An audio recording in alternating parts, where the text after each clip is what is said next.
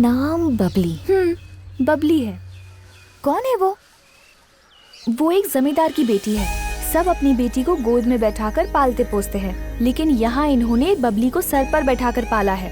सफेद हाथी चाहिए तो हाथी को कलई से पोत दिया। कोई आकर इसे पकड़ लो, मुझे उठाकर फेंक न दे।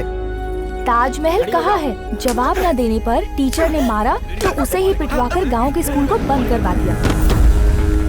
कुछ दिन पहले मैं चूड़ियाँ खरीदने बाजार गई थी। वहाँ पर बबली के भाई ने मुझसे छेड़खानी की। रुक।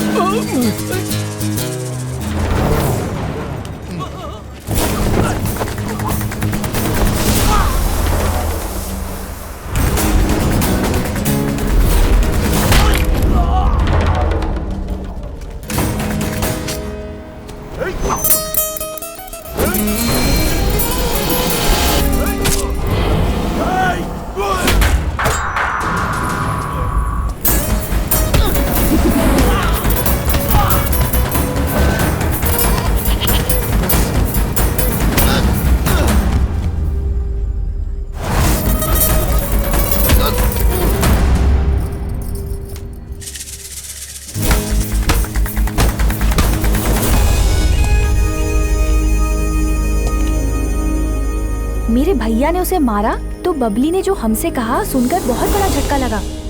तुम मुझे बहुत पसंद हो।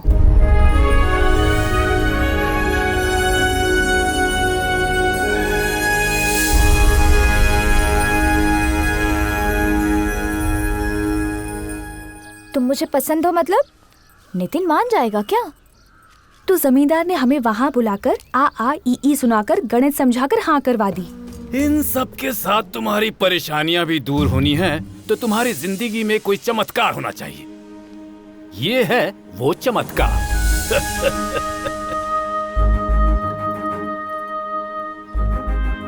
कॉफी नहीं, उसे लाने वाली मेरी बेटी। बेटी,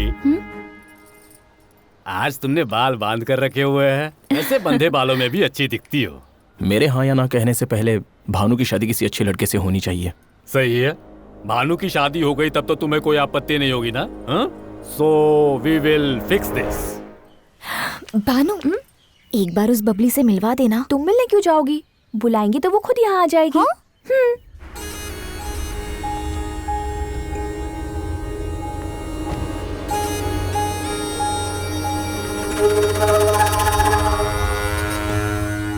बबली का इतना खूबसूरत होना पता नहीं मुझे क्यों पसंद नहीं आया।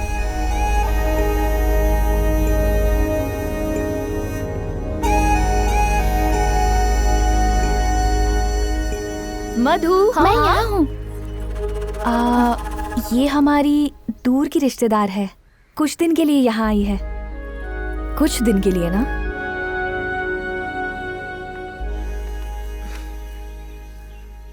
वो नहीं है ना?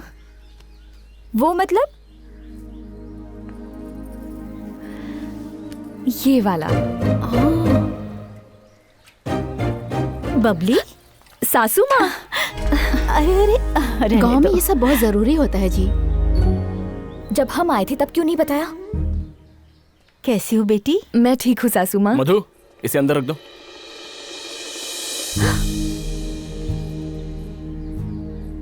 अरे तुम भानु से मिलने आई हो?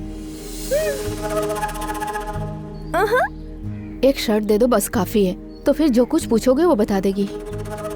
बेटा खाना लगा दूं? हाँ माँ लगा दो। बबली तुम भी आ जाओ। पहले मेहमानों को खिलाइए सासू माँ, मैं बाद में खा लूंगी।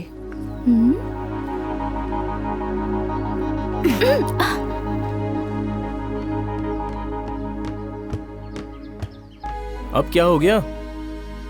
तुम्हारी होने वाली पत्नी को देखकर पेट भर गया होगा ना?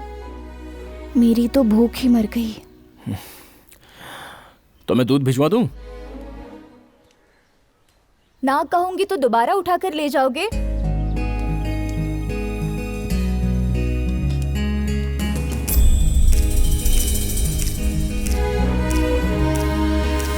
प्लेट यहाँ पे लाओ। आराम से, मेरे आराम से।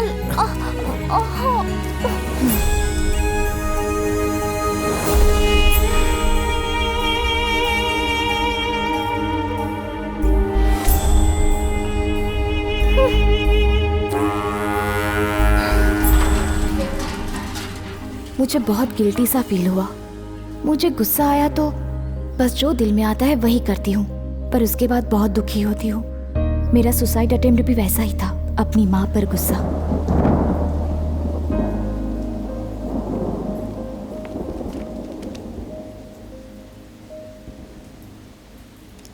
जैसा तुम्हारे पापा ने कहा, तुम इससे शादी कर लो। तुम्हें कुछ भी कमाने की जरूरत नहीं, इसके पास बहुत सारा पैसा है। काम करने की जरूरत नहीं, इसके घर में 25-30 कमाने वाले हैं। काफी है ना? 1 हफ्ते बाद वो तुम्हें देखने आ रहे हैं। 1 महीने में शादी करवा के भेज दूंगी। उसके बाद तुम्हारे लिए सोचने की जरूरत नहीं, ना डरने की। तुम्हारे जन्मदिन पर यही तुम्हारा गिफ्ट है। Happy birthday. देखते ही जान देने का दिल करे, इतना बुरा भी चेहरा नहीं था, लेकिन उस टाइम मेरा मूड ही वैसा था। बस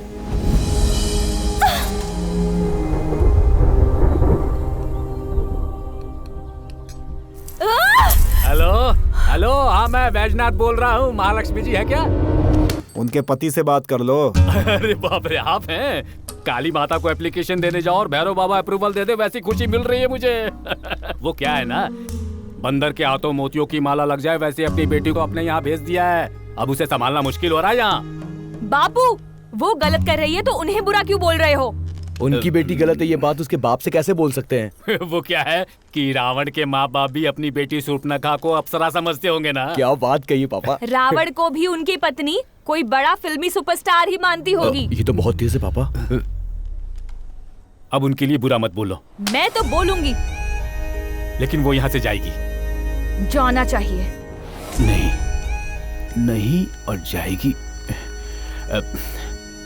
देखिए, एक बात है, एक जवान लड़की को एक जवान लड़के के साथ छोड़ना अच्छी बात नहीं होगी, ऐसा मुझे लगता है। आगे कुछ अनहोनी हो गई तो, और वो महालक्ष्मी जी को पता चल गया तो मैं देख लूंगा। हाँ, आपको देखना ही होगा ना। It's your responsibility. कुछ तो गड़बड़ घोटाला हो रहा है।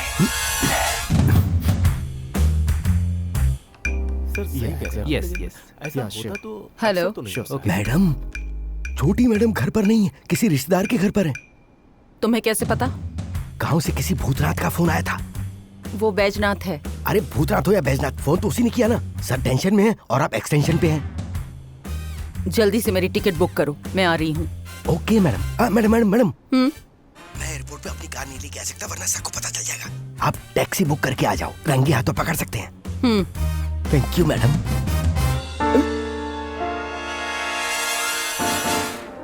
कुर्सी पे झूल रहे हैं। आज तो तुम गए काम से।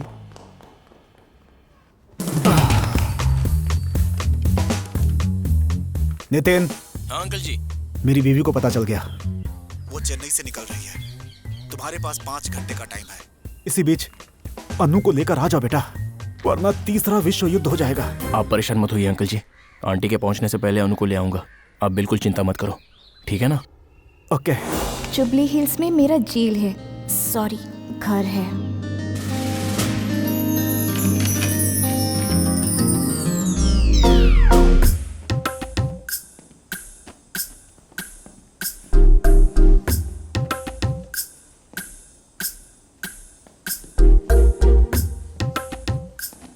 अनु, जब शेखर देखने आएगा तो ये पहनना, और जब डिनर जाओगी तो ये।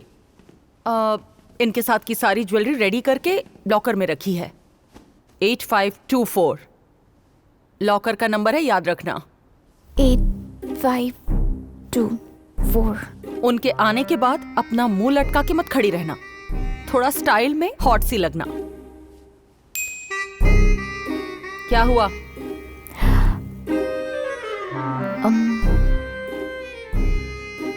मम्मी, मैं ना। हाँ तुम? तुम्हारे साथ। अब बोलो भी, अपने पापा की तरह दिमाग मत खाओ। चेन्नई चलूं क्या?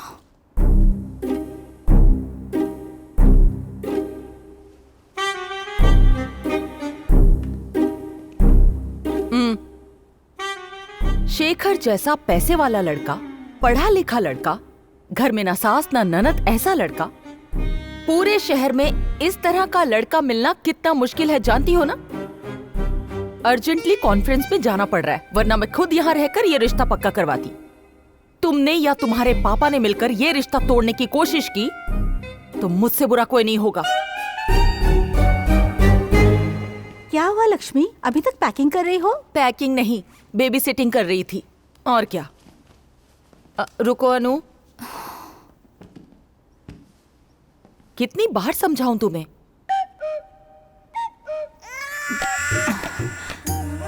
Bye Lata aunty, nice journey. Thank you. Welcome. Morning sir. बैठिए, कुछ चाय कॉफी। कॉफी।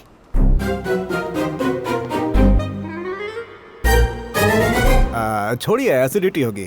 फिर मिलते हैं। प्लीज प्लीज सर, मेरा केस। प्लीज।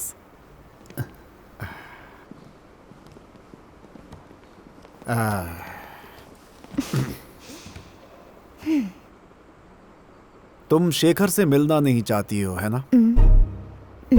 गोपाल। हाँ, अरे नहीं, इतना इम्पोर्टेंट कुछ नहीं है, बस सर ने ही तो बुलाया है।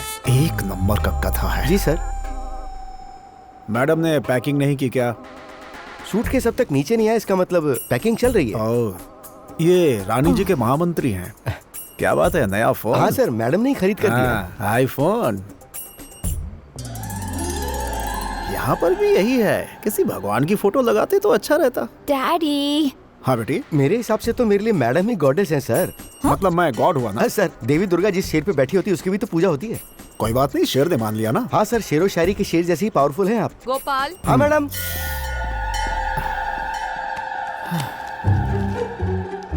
किसे फोन करे डैडी आप? मेरी बात सुनते ही नहीं आप वेस्ट हो। हेलो।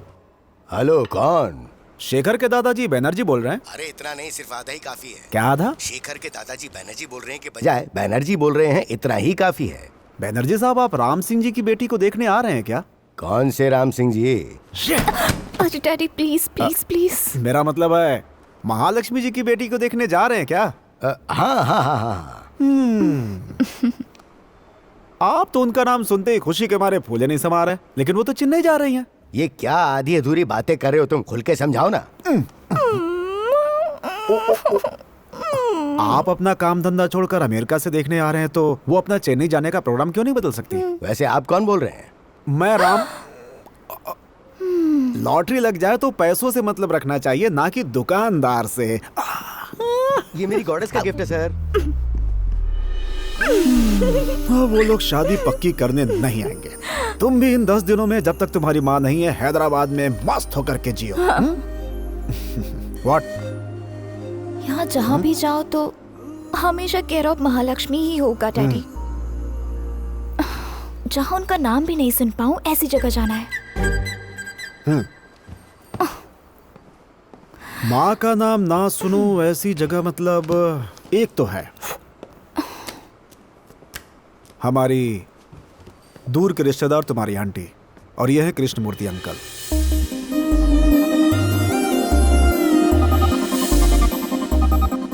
रिश्तेदार? इन्हें तो कभी नहीं देखा। काफी दिनों से मिलने नहीं आए। क्यों? क्यों क्या, तुम्हारी माँ की वजह से। यहीं रहते हैं क्या? वो विजयवाड़ा के पास एक छोटे से गांव में रहते हैं। गांव में रहते हैं? और कोई जानता भी नहीं। कामेश्वरी को जब भी फोन करता हूँ वो तुम्हारे बारे में ही पूछती है। आप बात करते हैं उनसे? डैडी, क्या आप सिगार पीते हो? तेरी माँ से छुपाकर बहुत सारे काम करता हूँ मैं। हाँ, तो मेरी छोटी माँ जैसी भी कोई है? अब तक तो नहीं है, चाहो तो ट्राई कर सकता हूँ मैं। डैडी, इतने बड़े खिलाड़ी हो तो माँ के सामने चुप क्यों रहते हो? अपनी आर्गुमेंट तो बस कोर्ट में ही होती है, घर में तो बस तेरी माँ की चलती है। अगर कभी मेरे जीतने के हालात बन भी जाते हैं तो तेरी माँ को चक्कर आ जाते हैं और वो गिर पड़ती है। उसके बाद तो बस मेरा मुंह बंद। कम बोलूंगा तो समझदार समझेंगे, लेकिन उल्टा हो गया। सुनिए, सुनिए ना। हाँ, आ रहा हूँ। जलाना मत। तुम हाँ कहो तो आज ही तुम्हें वहां भेज देता हूँ। 10 दिन वहां रह के आ जाओ। अकेली ही? तो किसी को साथ ले जाओ। पर कैसे? कैसे मतलब? उसके घर से फोन आएगा कि उनकी तबीयत खराब है। नहीं! माया, नानी बीमार है। तो जाके उन्हें देखा हो ना, चिल्ला क्यों रही हो? तो फिर मैं गोपाल अपनी देवी को रोज मेरे बारे में रिपोर्ट लिखकर भेजेगा, जेम्स बॉन्ड की तरह। उसके लिए भी एक प्लान है। डैडी! कोई डैडी वैडी नहीं। तुम अपनी माँ की बात ना मानकर बेकार में जिद करोगी तो मैं नहीं मानूंगा। इन 10 दिनों में तुम्हारा चाय नाश्ता खाना सब ऊपर ही होगा। नीचे उतरी तो दोनों पैर तोड़ दिए जाएंगे, ऐसा मैडम का ऑर्डर है। सर, 2 की जरूरत नहीं है, बस 1 ही काफी है। तुम भी अपनी माँ को छोड़कर हमारी तरह सामान्य से दिखने वाली इंसान हो ना। सीढ़ियों से ऊपर स्वर्ग तक आने की हिम्मत वो नहीं करेगा। Yes, let's party! क्या हो रहा है वहाँ? लक्ष्मी, मैं बाहर जा रही हूँ इसलिए ज्यादा नहीं पीऊंगा। रेगुलर मुझे फोन करूंगा। और कुछ कहना है? I love you.